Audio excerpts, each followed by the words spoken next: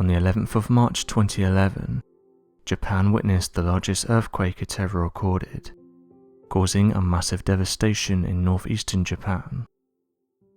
On top of this already dreadful destruction and loss of life, the disaster also gave rise to a nuclear disaster at the Fukushima nuclear plant. On March 16, 2022, experts detected a strong earthquake off the coast of Fukushima.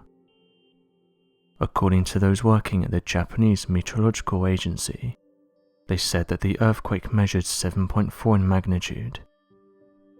Reports soon came in that after the earthquake hit, a tsunami hit the region. As of right now, the natural disaster has led to 4 people passing away, along with over 220 people being injured.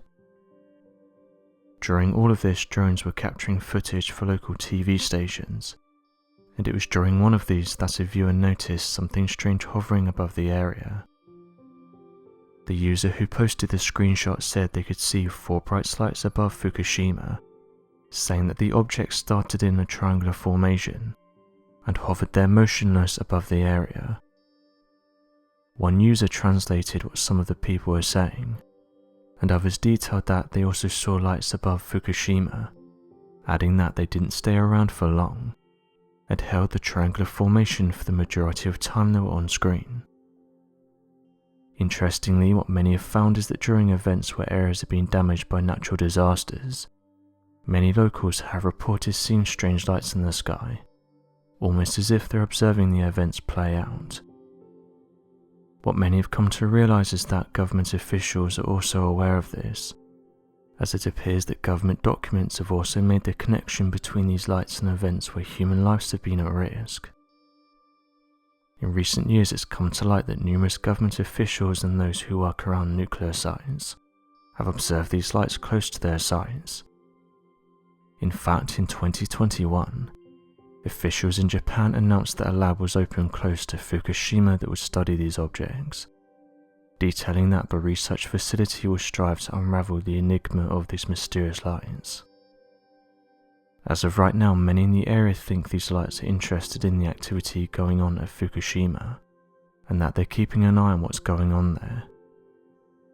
Others who've studied these mysterious lights have also said that they've been observed above United States missile launch facilities.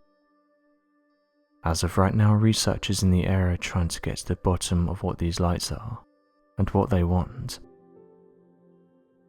In April of 2021, the Japanese government announced that beginning from 2023, more than 1 million tons of water contaminated from the Fukushima disaster would be released into the Pacific Ocean. An estimated 1.25 million tons of water have built up around Fukushima's power plant, and this is since the 2011 disaster. This is largely because the Tokyo Electric Power Company has been adding 200 tons of water into the reactors, and also the power plant site each day, intending to maintain and balance temperatures to stop the few reactor cores that are left from melting too. Now more than 1,000 tanks on the site are filled with contaminated wastewater. While most radioactive material is filtered out, tritium, a radioactive hydrogen isotope, is not filtered out, and is the most dangerous to humans.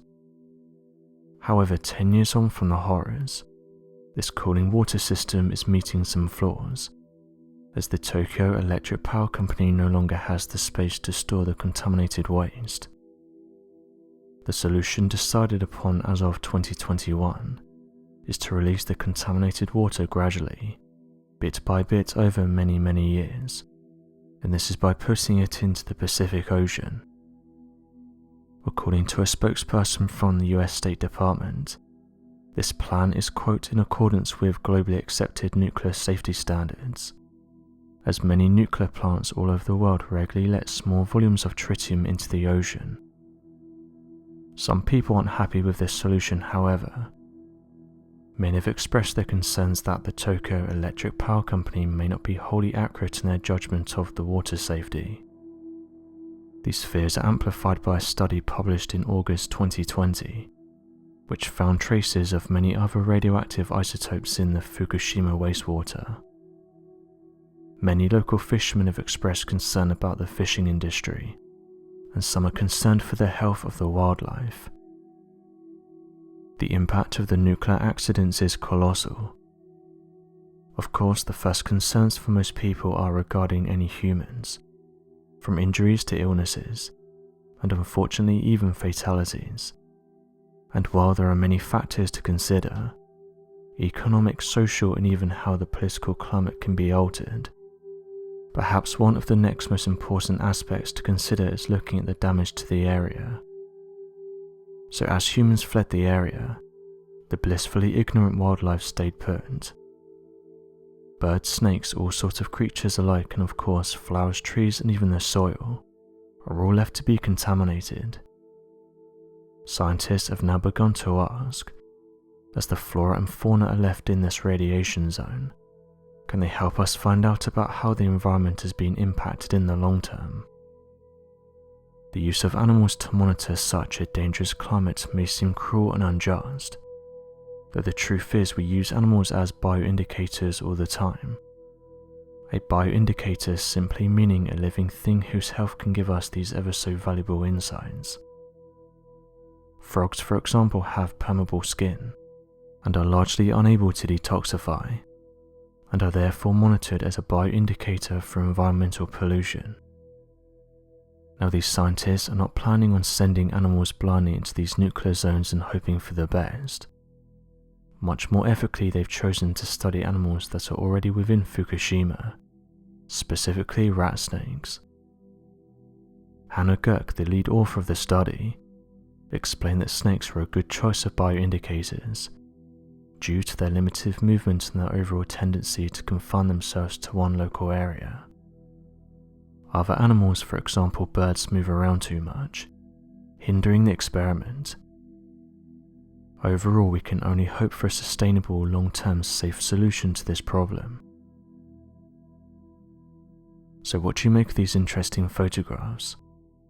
Be sure to leave your questions and answers in the comment section below, and help us to grow this community while working to solve these unexplained mysteries.